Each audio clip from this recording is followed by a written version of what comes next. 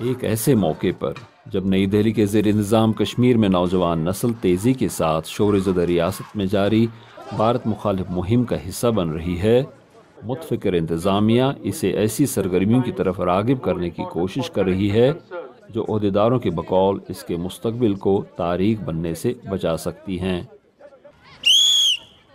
ان سرگرمیوں میں مختلف کھیل اور پرفارمنگ آرٹس وغیرہ شامل ہیں۔ اس مقصد کے لیے حکومت خطیر رقم خرچ کر رہی ہے۔ عہدیداروں کے مطابق نئی دہلی میں وزیر اعظم نریندر مودی کی حکومت صوبائی حکومت کی بھرپور اعانت کر رہی ہے۔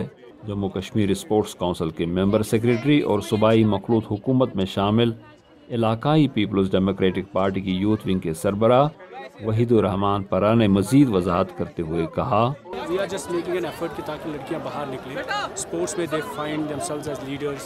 ان کو لگتا ہے we are in control, we are in charge of ourselves, nobody can control them.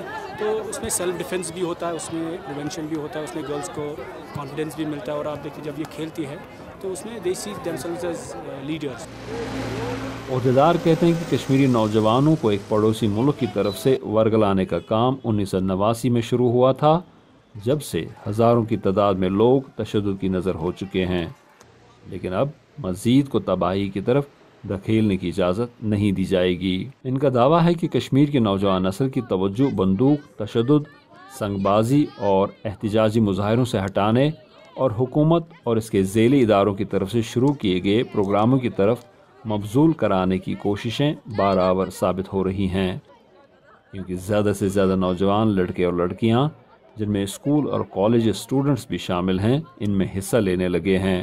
جو کھیل بالخصوص طالبات میں مقبول ہو رہے ہیں، ان میں رگبی سر فہرست ہے۔ رگبی کھیل کی کوچ رتکا ایوب نے وائس آف امریکہ کو بتایا، میرے گھر والوں کو مجھ پہ پراؤڈ تھا، میرا پہلا کوئی سپورٹ نہیں تھا گھر والوں کا۔ جب میں نے 9th کلاس سے اسٹارٹ کیا تو میں نے ہمیشہ ٹاپ کیا ہے، چاہے وہ رگبی ہو چاہے وہ فٹ بال ہو۔ میں چاہتی ہوں لڑکی آگے بڑھے، میں ہوں، کل یہ بھی ہو یہ بھی ہو، یہ بھی آگے بڑھے، میری جگہ لے۔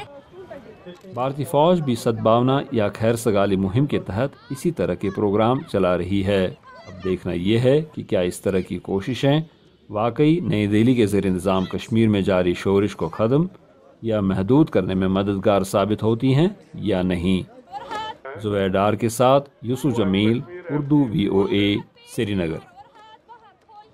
سمیتی کلکتہ، یہ TRC گراؤنڈ میں کر لیے فٹ بال میچ۔